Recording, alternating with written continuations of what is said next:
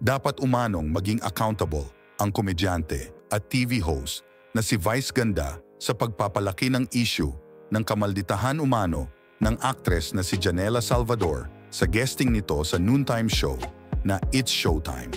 Saad ng mga netizen na baka pwedeng humingi ng sorry si Vice kay Janela sa lumaking issue dahil sa joke nito na pinatutungkulan ang aktres. Sa isang segment kasi ng naturang noontime show, ginawang biro ni Vice ang medyo pause ako. Kayo na lang remark ni Janela. That's on the video. Ayaw. Medyo pause siya ngayon, kayo na lang.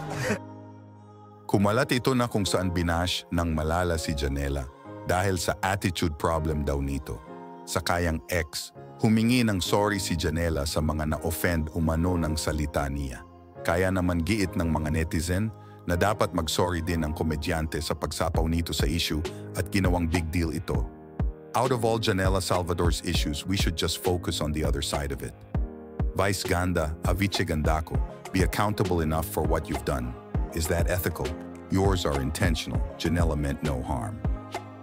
I'm disappointed with Meme Vice, and we've already addressed it.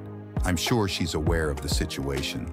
Let's refrain from harboring any hatred towards anyone. I hope they can have a discussion and clear the air. Sending lots of love to Kim, Mimi Vice, and Janela. Vice Ganda has once again disappointed. Deserve din talaga niya ang mga bashers at mabash siya. Okay lang siguro mag-shade siya sa kalaban niya. E kalaban ba si Janela?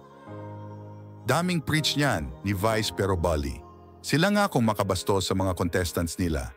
Minsan kahit pangalan tinatawanan may kanya-kanya pa nga silang hirit.